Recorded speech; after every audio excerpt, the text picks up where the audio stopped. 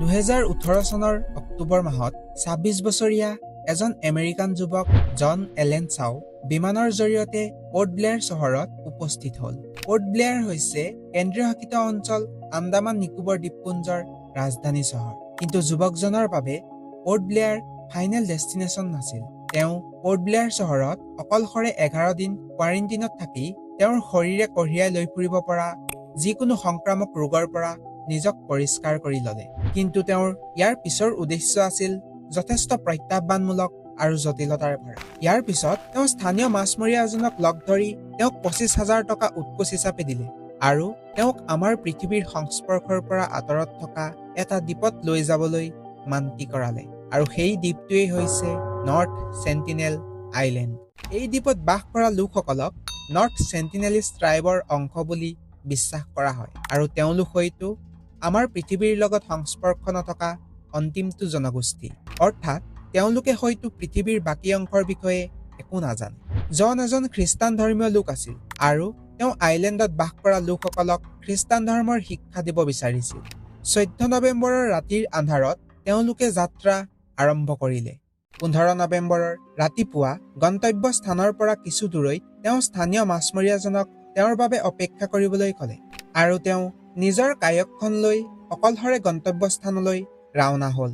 ওচৰ চাপি অহাৰ লগে লগে তেওঁ কিছু ঘৰ দেখিবলৈ পালে আৰু কিছু মহিলাৰ কথোপকথন শুনিবলৈ পালে। জনে তেওঁ কায়কখন সাগৰৰ তীৰত ৰখোৱাৰ ব্যৱস্থা কৰিলে আৰু ঠিক সেই সময়তে তেওঁ দেখিবলৈ পালে যে দুজন চেণ্টিনেলী ব্যক্তিয়ে হাতত ধনুকাৰ লৈ আক্ৰমণাত্মক মনোভাৱেৰে তেওঁৰ ফালে চোচা লৈছে।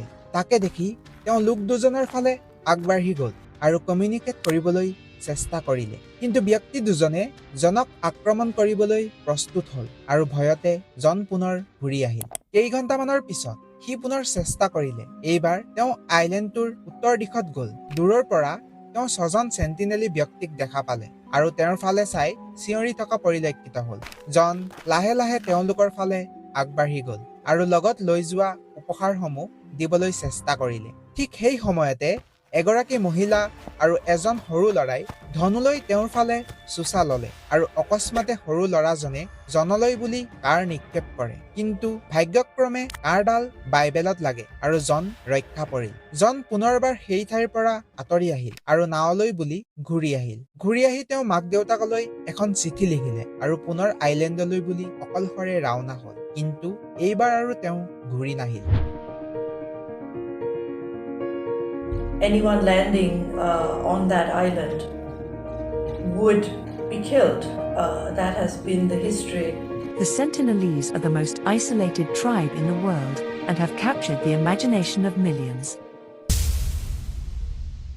নৰ্থ চেণ্টিনেল আইলেণ্ড বংগোপসাগৰত অৱস্থিত। ই হৈছে আন্দামান নিকোবৰ দ্বীপপুঞ্জৰ এক অংশ। এই আইলেণ্ড কেপিটেল পোৰ্ট ব্লেয়াৰৰ পৰা প্ৰায় 50 কিলোমিটাৰ দূৰৈত অৱস্থিত। এই দ্বীপটো তুলনামূলকভাৱে সৰু। ইয়াৰ আয়তন প্ৰায় 59 স্কুৱেৰ কিলোমিটাৰ। ইয়াত বাস কৰা লোকসকলক চেণ্টিনেলিজ বুলি জনা যায়।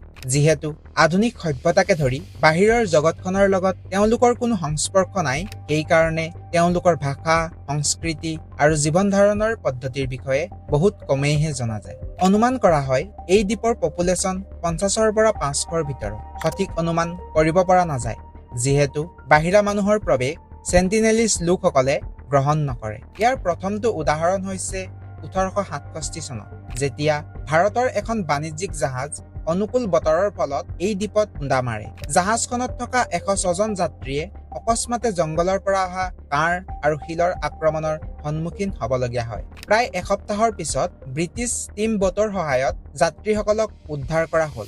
জাহাজখনৰ কেপ্টেইনে পিছত চেণ্টিনেলিজসকলৰ বিষয়ে বৰ্ণনা কৰি কয় যে চুটি চুলি আৰু ৰঙা ৰং কৰা নাকৰ বনবাসীসকল উলংগ হৈ আছিল আৰু তেওঁলোকৰ ফালে চাই চিঞৰি আছিল। তেওঁলোকৰ কাঁড়বোৰ লোহাৰৰ টিপ দিয়া যেন লাগিল। ইয়াৰ পিছত 1880 চনত ব্ৰিটিছ অফিচাৰ মৰিছ ভিডাল পৰ্টমেনে চেণ্টিনেলিজ লোকসকলক আধুনিকৰণ কৰাৰ মানসেৰে যাত্ৰা আৰম্ভ কৰে।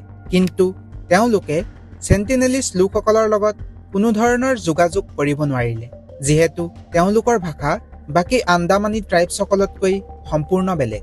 সেইবাবে তেওঁলোকৰ এই অভিযান ব্যৰ্থ হ'ল আৰু উভতনি যাত্ৰাত এহাল বৃদ্ধ দম্পতি আৰু 4টা শিশুক তেওঁলোকে কিডনেপ কৰি পৰ্ট ব্লেয়াৰলৈ লৈ আহে। কিন্তু দুৰ্ভাগ্যবশতঃ মাত্ৰ কেইদিনমানৰ ভিতৰতে দম্পতিদ্বয়ৰ মৃত্যু হ'ল আৰু শিশু 4টাৰ স্বাস্থ্যৰ অৱনতি ঘটিবলৈ ধৰিলে, কিয়নো সিহঁত বছৰ বছৰ ধৰি এটা দ্বীপত আইচলেটেড হৈ আছিল। তাকে দেখি পৰ্টমেনে কণমানি 4টাক পুনৰ আইলেণ্ডত থৈ আহিলেগৈ। 1974 চনত man in search of man নামৰ এখন ডকুমেণ্টাৰী শ্বুটিং কৰি থকা এটা ফিল্ম ক্ৰু ডাইৰেক্টৰ প্ৰেম বৈদ্যৰ নেতৃত্বত উপহাৰ দিয়াৰ উদ্দেশ্যে দ্বীপটোত অৱতৰণ কৰে। We came at last to what is known as the North Sentinel Island. Although some expeditions had landed here, the Sentinelese had never been sighted. We left gifts of coconuts, knives, lengths of cloth, a pig. ইয়াৰ পিছতে প্ৰথমবাৰৰ বাবে সেন্টিনেলীসকল কেমেৰাৰ সন্মুখত ধৰা পৰে। What are those moving shapes? Are they human?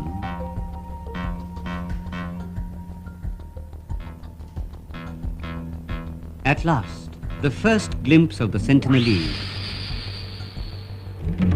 This tribe believes in total isolation. It will not tolerate a stranger. যিহেতু সেন্টিনেলী লোকসকলে কোনো মিত্ৰতা নিবিচাৰে বা উপহাৰৰ প্ৰতি কোনো মোহ নাই, সেইবাবে কাৰেৰে তেওঁলোকে আক্ৰমণ কৰিবলৈ ধৰিলে। A member of our film unit was wounded by one of the many arrows, each 2.5 meters long.